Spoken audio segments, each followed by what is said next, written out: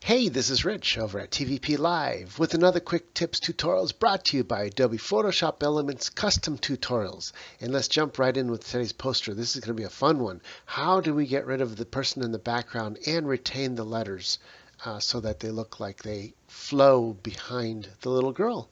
So the way to do this, and luckily once again, I keep finding these photos that have areas that we can borrow. So in order to cover the wood down here, we're going to borrow the wood from over here. And in order to cover this section of the O of the love sign in the pack, we're going to borrow a portion of the top of the O.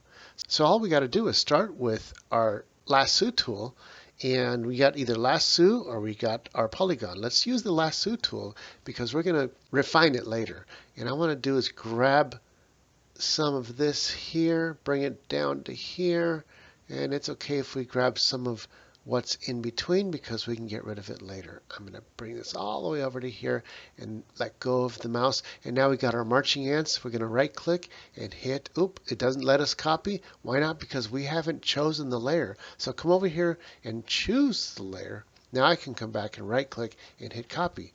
What we want to do is grab that new layer and let's reverse it. We're going to come up here to image, rotate, and we want to do it vertically. Remember, don't use this up here because that'll do the whole picture. Right down here, we go vertically, and that's exactly what we want to do. Now, where are we going to place it?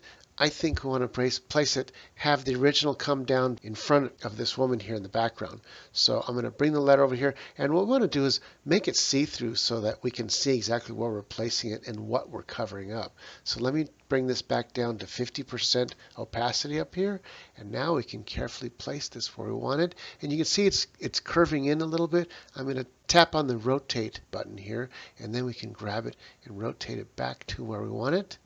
It's going to be somewhere around there. I think I'm going to enlarge it just a tad so that it fits.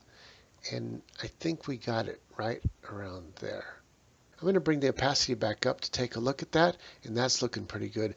Now, because the woman's head in the background might be in the way up here, I'm going to toggle this, and you can see her head's right there, and it's also right here. I'm going to take the smudge brush and smudge some of these colors back up out of the way. And it's okay if it covers the little girl's hair because we're going to fix that afterwards. We want to smudge all these colors up so that they cover up everything that we could possibly need, and then some.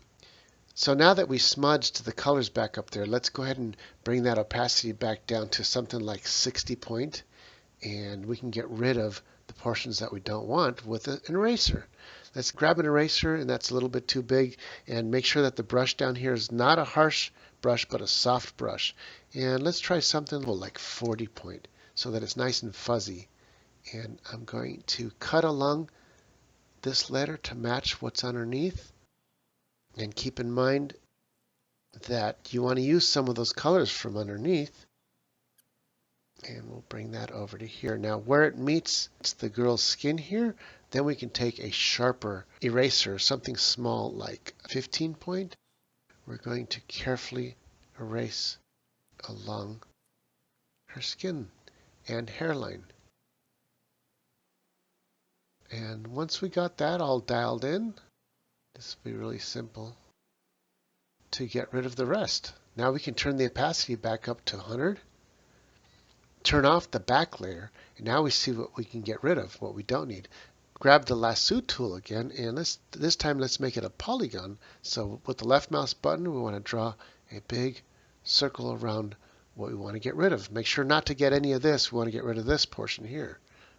I go click, click, click, click, click, click, click. At the very end where it's close to where I started, I double click, and it closes the loop and gives us the marching ants. When I hit delete, boom, it's gone. Let's do the same thing with this portion. I'll start over here and go click and hit delete. It's that simple. Now we can turn the background layer back on, and then we want to soften the edges of the portions that we don't need anymore with an eraser. Let's make it a really big eraser, something like 250 point. Look how big that is. It's massive. But as soon as we erase that top piece right here, it's going to match up with what's underneath. That's pretty much it right there. That's looking really good. See, that's pretty believable. I can toggle that on and off.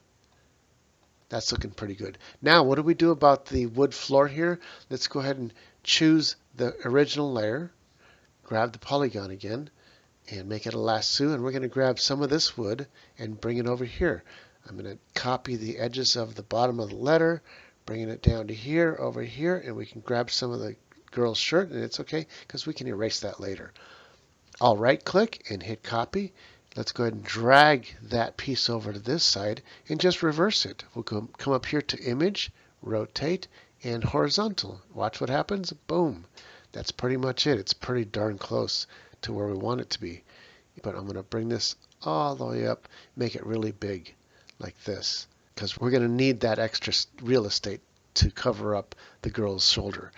And I'll click OK. Let's go ahead and take the opacity of that piece down to 50%.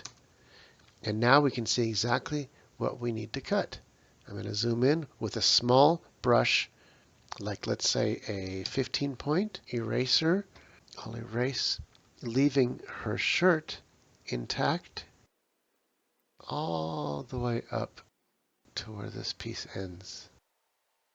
Now this side we'll probably just use a big smudge brush, and it's a nice big one. That's a 100-point soft smudge brush, and smudge these portions out. If I want, I can bring the opacity back up to 100 and see exactly what I'm smudging. Now I'm doing shift click smudging. And I want to go beyond what I really need so that I can just take a big eraser and meld it together like that. And that's looking pretty good. Let's go ahead and get rid of this portion over here that we don't need. I'm going to turn off the background with the polygon tool again. I will go click, click. This is with the left mouse button, and get rid of everything that we don't need. Once we finish that, so I'll turn that background back on, and that's looking pretty good. Let's make the opacity of that new piece back to 50%. And now we can take the eraser and want to match this point right here. Let's make that about a 45 point. That's looking pretty good. And we just erase all this up to this point here, like so. Bring the opacity back up to 100%, turn off the background, and let's get rid of what we don't need. Boom. Turn on the background and let's see what it looks like. That's looking pretty darn good. I'd say it's pretty believable. All we got to do is just cut off the bottom edge to match everything else here. And boom. And finally, we had the artist signature here that we're covering up here. So what I'm going to do is take that layer, bring it back down to 50%. And I want to get in really close and just trace the letters right here. I'll take the eraser, make a really small eraser, like maybe a 4-point, and just literally just trace these letters like so.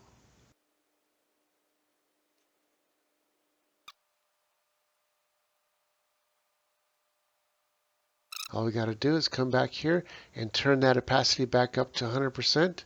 I'm toggling the letter back and forth, and you can see where I cut out. It looks a little bit funky here because the black shirt is showing through the letters because the letters are very thin. So that's an easy fix. Let's just put a layer in between right there. Grab the eyedropper tool and come on in really close. Grab a piece of the white. Grab a pen tool. Make it a brush, a nice big brush that's going to paint right behind there, and you just paint a piece of white behind there. And that brings the letters right back to where they were before. What I just created was this white blob, but because the letter's in front of it, you don't see it. And that's all there's to it. This is Rich calling it quits for this tutorial, saying over and out.